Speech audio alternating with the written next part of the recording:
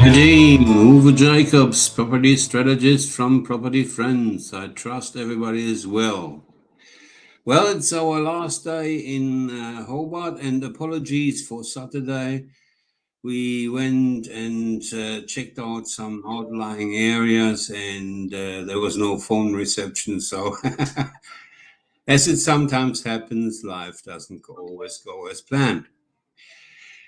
All right, last day in Hobart. We're having great fun. The median price, I'll give you a quick summary of where we're at and what's happening here. The median price, according to the Hobart Mercury, which is the local paper, for house and land, the median has dropped by $40,000. Now, let's put that in context. The last 3 years, it went up over 50%. So $40,000 is, from a median point of view, about 6-7%. Who gives the Continentals, what I say. The good part about that is that the heat is coming out of the market, no question. Case in point, one of the big developers here has sold at the peak. Couldn't get their development up and going towards titles fast enough. The titles for the first blocks of about 250 are going to come through only in February 22.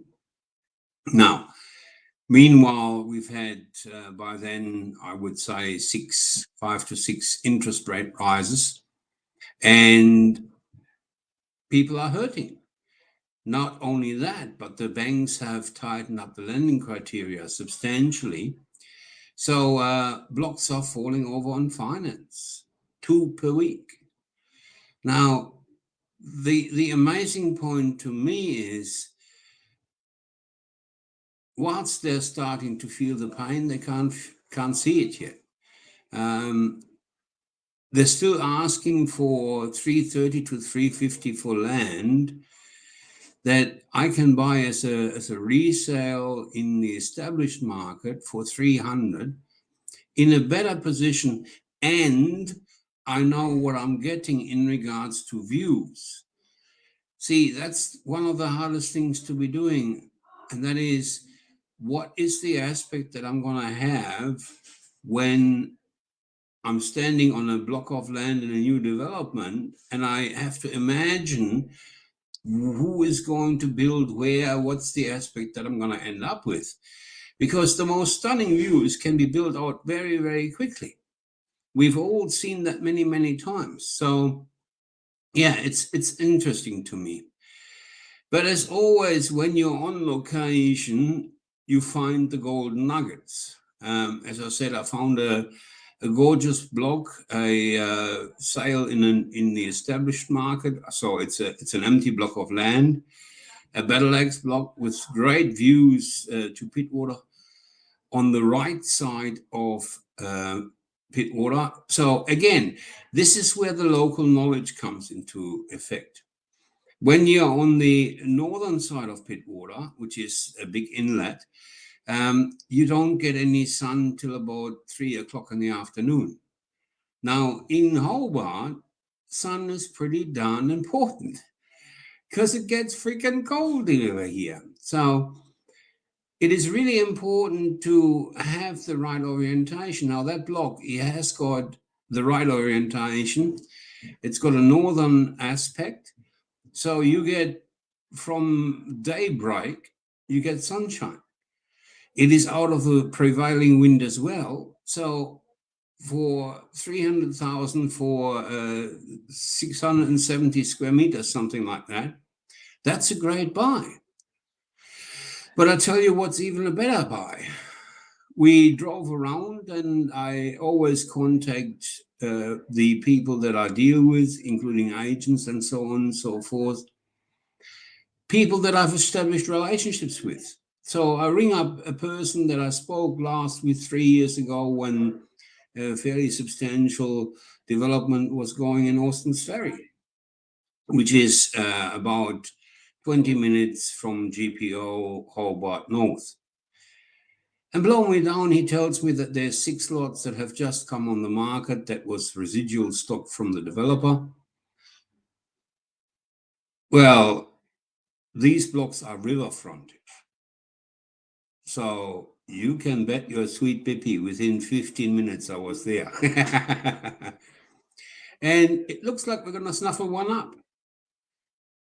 The pricing is, of course, high, and I'm not going to disclose any figures here now, but where can you buy river frontage?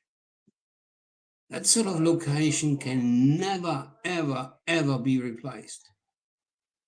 So I think we're going to buy a block of land that is very, very unique and that will have extremely good capital gains, although we are buying in the top end of the market, simply because it is so scarce to get river frontage land. And we have a very clever design that will fit on the block, and it will be a fantastic development, whoever will snuffle that up. Now, so the moral of the story to me is the internet is good. You can do all sorts of offsite research, but nothing replaces on-site, being there, feeling it, smelling it, dealing with the people, getting the gist of what's going on, and working exactly out what is the orientation of the block, what's the prevailing wind, is there any issues with flooding, are there any other issues, is one side of the street the motorcycle gang, on the other side, other end of the street is $1 million homes. We've all seen that, but no agent, no internet will tell you that. So strong recommendation, either go to site or have somebody that you really, really trust look after your interests. Anyways, let's get to the RBA, and I want to make it short. As I had predicted, and you can look up the Facebook post, 0.25% increase today. So that means that the average mortgage holder is up $800 a month by December. And we are forecasting, well, I'm saying another 0.25%. There's not going to be a board meeting in January unless some world crumbles. And February, well, remains to be seen where we're at then with the CPI, with the increases and so on and so forth. But $800 a month is a real chunk of money. So there's going to be some pain out there for people that, as we say, translated from German, leaned out of the window too much, at the people that geared to the end, which is not smart. Anybody that thought that interest rates are going to stay at 2 or 3% is in la la land. 6 to 7% is the average, and that's what we need to calculate on. So I fear for some people that went for $600,000-$700,000 mortgages just to get the McMansion or to allow for the 2 or 3 big screen TVs as well, and all this sort of stuff. Anyway, Ulla and I myself have gone through an 18% low start loan back in, was it 89, 90, something like that. It's funny how it works, but it works. You make it work. The mortgage gets paid. And I don't believe that the banks will foreclose on owner-occupiers. Investors may have a bit more of a hard time, but I have seen hardly any foreclosures there as well. So, summary, we always make it work. The mortgage gets paid. So, and last but not least, the best time to invest into property is 10 years ago. The second best time is today. It's time in the market, not timing the market. All right, that's it. We are flying home tomorrow morning, early flight. 6:30, we're getting off.